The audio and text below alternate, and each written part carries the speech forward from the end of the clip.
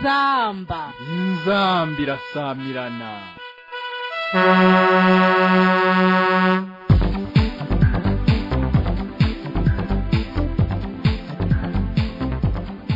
Le journal avec Jean-Georges Kibogora.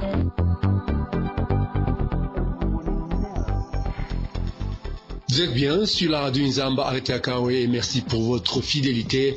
C'est l'heure du journal en français, donc voici d'abord les principaux titres.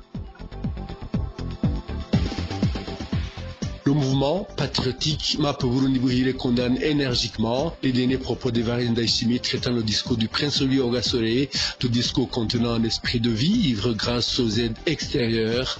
On en parle dans ce journal-là.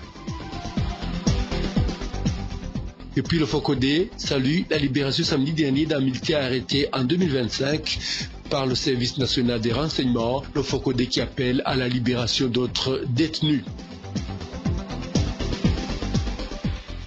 Enfin, les chauffeurs assurant le transport Bujumbura-Kigali sont mécontents.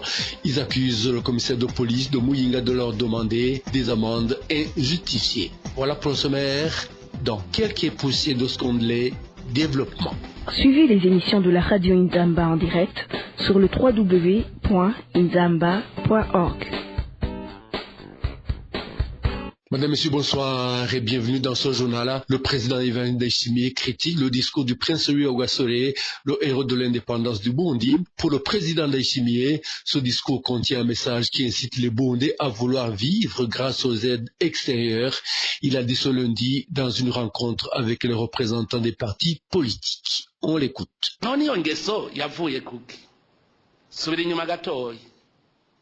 Je me demande d'où est venue cette habitude. Faisons un retour en arrière. La capitale du Burundi était Gitega, la capitale du Rwanda Kigali, la capitale de l'Est du Congo Goma. Bujumbura était la capitale de tout le monde. Les fonctionnaires du Burundi étaient des Belges, des Congolais, des Rwandais et des Burundais. On était payés par les Belges.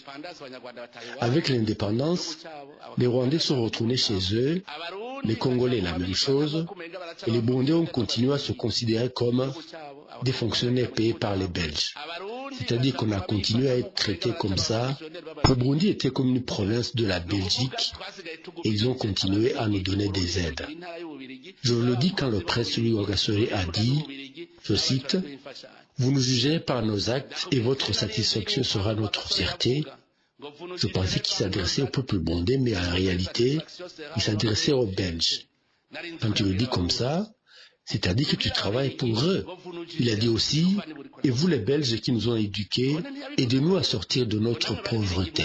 On ne va pas vous décevoir, ayez confiance en nous, nous sommes devenus grands et indépendants. Vous nous jugerez par nos actes et votre satisfaction sera notre fierté. C'est cet esprit qui caractérise nos fonctionnaires. Et votre satisfaction sera notre fierté. Le mouvement patriotique MAP Burundi Buhire fustige les déclarations qu'il qualifie d'erronées du président Evariste Ndayishimiye à propos du prince Louis Ogasore. Selon le porte-parole de ce mouvement, Evariste Ndayishimiye a sorti de son contexte le discours célèbre du prince Louis Ogasore. Libera Nibashia Kandi, porte-parole du mouvement MAP Burundi Buhire.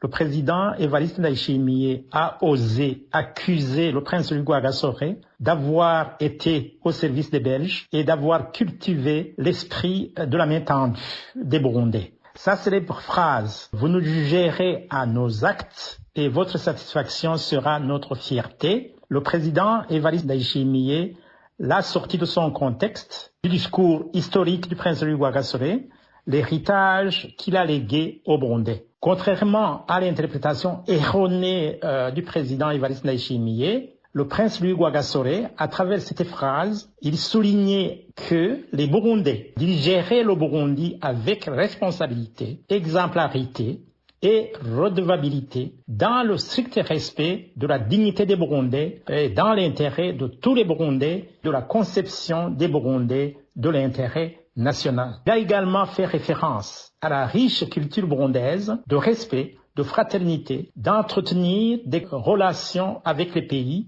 dont la Belgique. Et de conclure avec la célèbre phrase « Vous nous jugerez à nos actes et votre satisfaction sera notre fierté », le mouvement d'action patriotique Mapurundi Buhire condamne avec la plus grande fermeté ces mensonges et honteux et invite plutôt le peuple burundais dans son ensemble à œuvrer pour sauvegarder en parole et en acte l'héritage du prince Louis Rwagasore. Je cite, « La victoire ne sera atteinte qu'après l'accomplissement d'une tâche difficile mais exaltante, en Burundi paisible, heureux et prospère. » Fin de citation.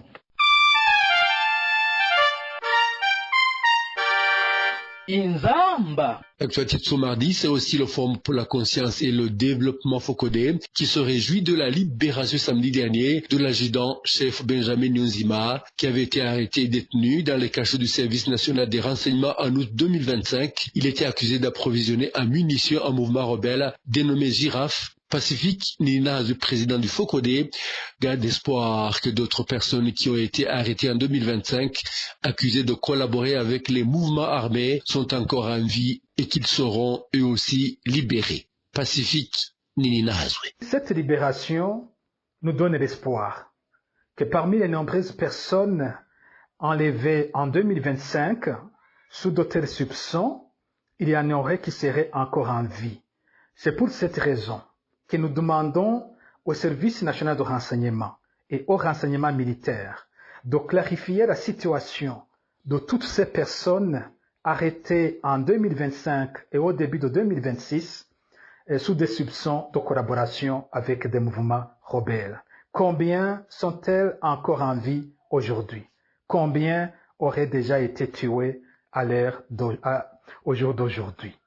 Ici, nous voudrions donner un certain nombre d'exemples de personnes dont la situation n'est pas connue jusqu'ici. Parmi les personnes qui étaient soupçonnées de collaborer avec le mouvement Girafe, on citerait ici Fabien Nizigiyimana et Jean-Bertrand Twagirayezu, qui ont été arrêtés nuitamment à Gisuru en juillet 2025 et remis aux responsables du service national de renseignement en province d'Obuhumuza. Depuis ce moment, personne ne connaît la suite de leur sort.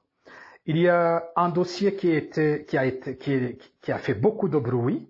C'était l'arrestation d'un youtubeur, un certain Dieudonné Nyukuri, alias Rabin, qui a été arrêté alors qu'il est rentré du Rwanda en août 2025 avec ses amis Éloi Nkurunziza et Bonaventure plutôt Evenant Nduwimana, un de leurs amis qui se trouvait déjà au Burundi. Bonaventure Nkuringoma a été arrêté dans la même nuit à Gitega. Il y a des personnes qui étaient liées avec Rabin qui ont également été arrêtées soit dans les jours précédents ou dans les jours suivants l'arrestation de Rabin. Et pour clore ce journal, les chauffeurs qui font le transport des passagers entre Bujumbura et Kigali se disent préoccupés par les opérations menées ces derniers jours par le commissaire provincial de police à Muyinga qui procède à la saisie de leurs véhicules. Il accuse de leur imposer des paiements assimilés à des amendes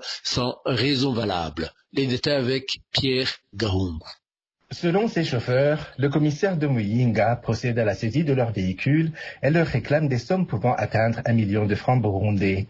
Ils affirment que certains de leurs collègues sont privés de leurs véhicules depuis plus de 10 jours, faute de pouvoir payer ces montants.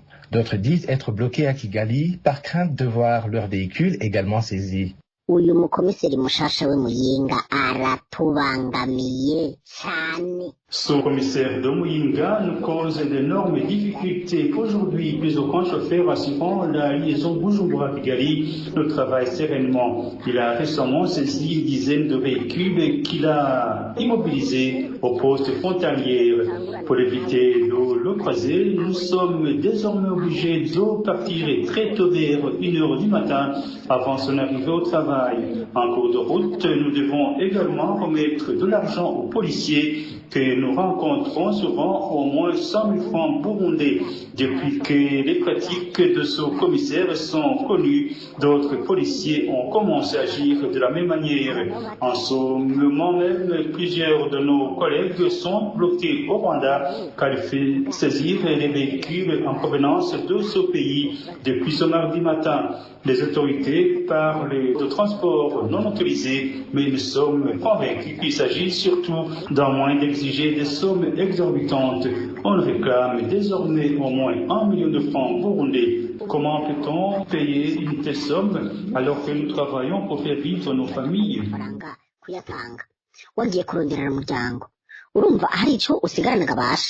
Ces chauffeurs demandent aux autorités compétentes d'intervenir rapidement pour mettre fin à cette situation. Ils souhaitent également connaître les motifs des sanctions qui leur sont imposées par le commissaire de Muyinga, qu'ils accusent de paralyser leur activité. Voilà, c'est la fin de ce journal. Merci de l'avoir suivi. Au revoir et à la prochaine.